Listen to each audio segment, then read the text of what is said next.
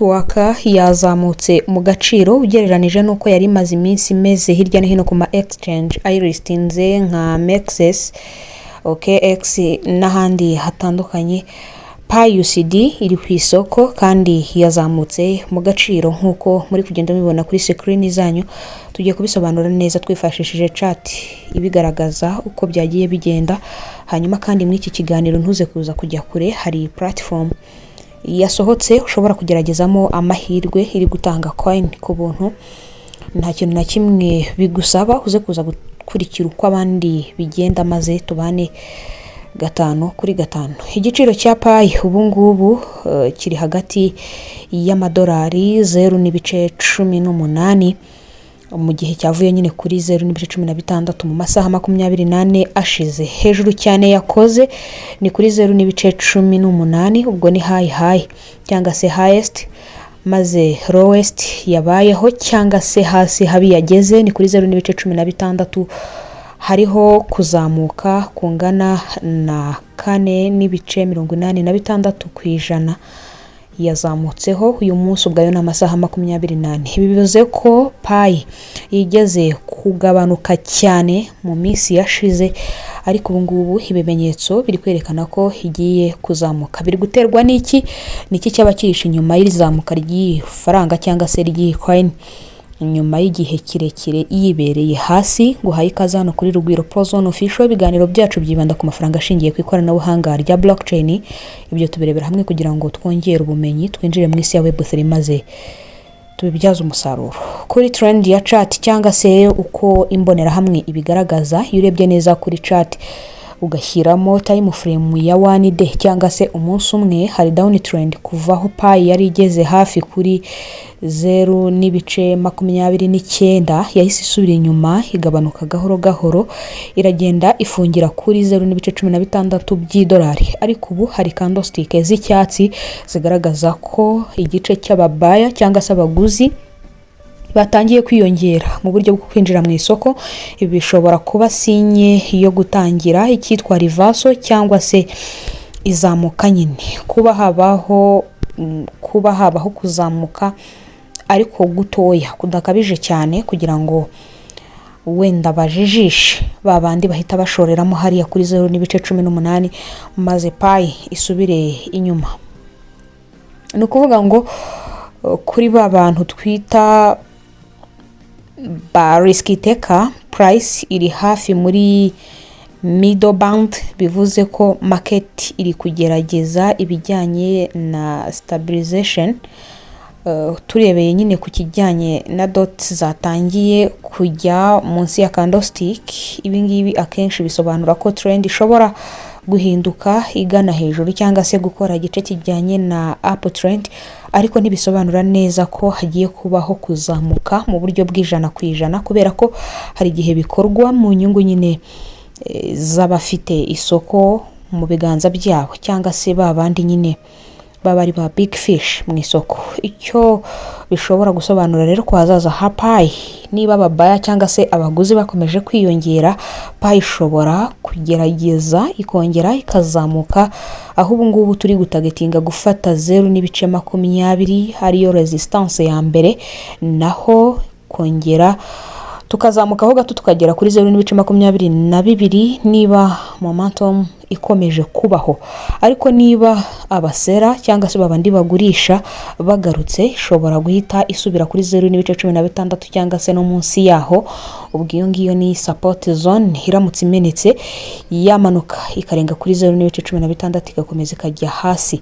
Message ku bapiyoniye, iby'ingenzi ukwiye kumenya, iyi PayUSD iri kuri exchange akenshi basobanura ko atari Pi ya nyayo mu buryo buri direct, ahubwo agaciro nyako ka Pi kazashingirwa cyane kuri ibi bikurikira: open mainnet, igihe nyine Pi izaba yafunguriwe gukorera ku isoko mu buryo busesuye, icyitwa utility ya Pi cyakomeje kwiyongera, ndetse n'icyo Pi ikeneye tukunda kugarukaho ijana kuri ndi kijyanye na adoption kandi iri masse n'izatuma iyi Pi igira agaciro kurenza uko dushobora kuba twabibona cyangwa se twanabiganira. Iyo habayeho adoption, ifaranga nyine rikomeza kuzamuka. Niba ushaka gukomeza kubona rero amakuru ajyanye na Pi Network, aho urakanda subscribe kuri iyi channel kandi usangize iyi video bagenzi bawe.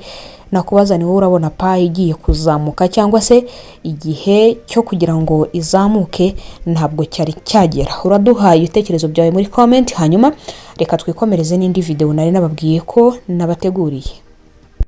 Bari tumaze kubivuga uko abandi barimo biyandikisha muri iyi platform kugira ngo babone welcome bonus bari gutanga. Uraza kuza gukanda kuri link turi buze kuba twashyize muri video description cyangwa se muri comment no muri group. Hanyuma ahangaho uraza gushyiramo username, hano uraza gushyiramo password.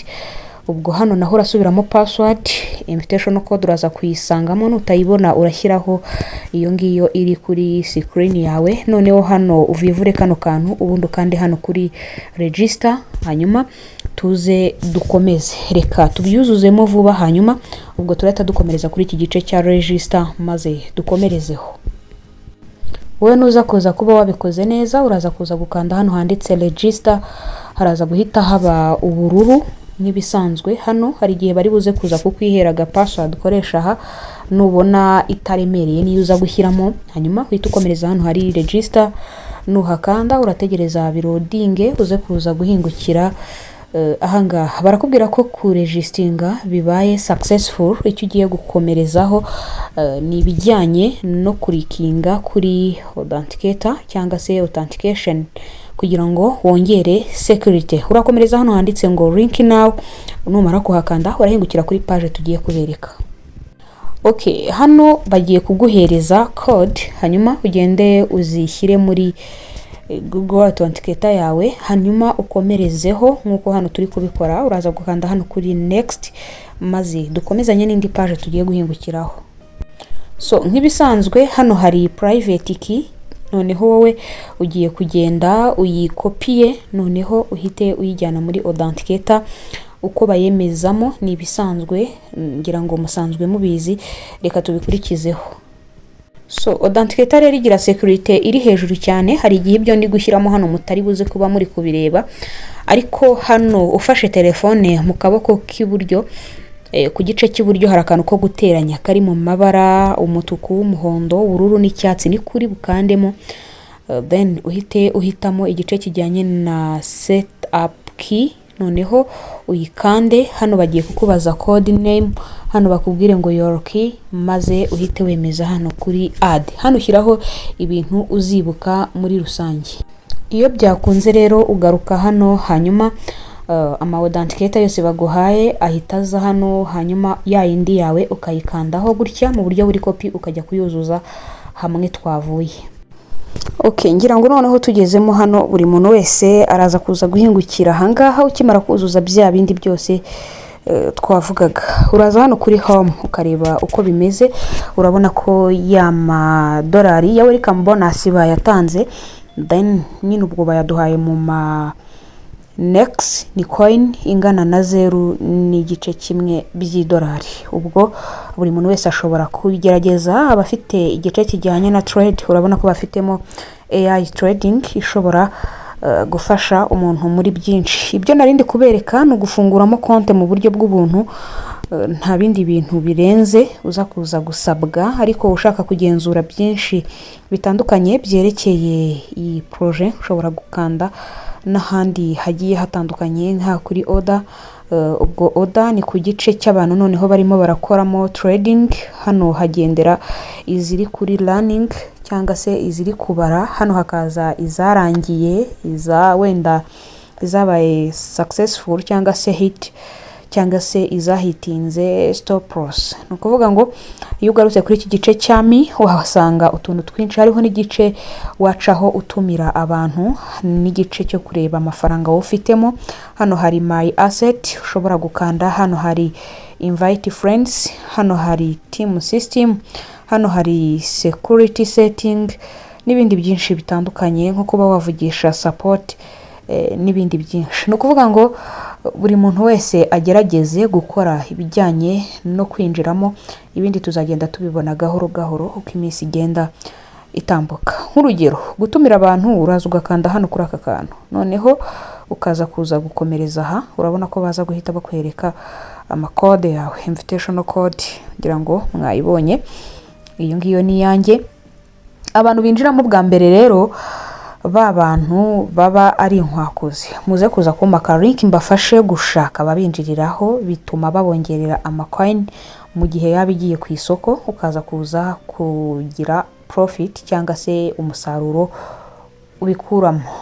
Baguha nyine kugira ngo uze kuza kuba wabona profit mu gihe yabigiye kuvunjishwa. Izi welcome bonus tuzihabwa twese, ariko ubura kutumiye cyangwa se ukushyiramo imbaraga muri projet, biguhesha amahirwe yo kuba hari coin runaka wakinjiza muri rusange. Ngira ngo ibyo birumvikana kandi ni ibintu bisanzwe bizwi ko ariko bigenda muri rusange. Ndakeka twasoza, hanyuma izindi update zikurikiraho kuri iyi video tukazagenda tuzirebera hamwe uko zakabaye.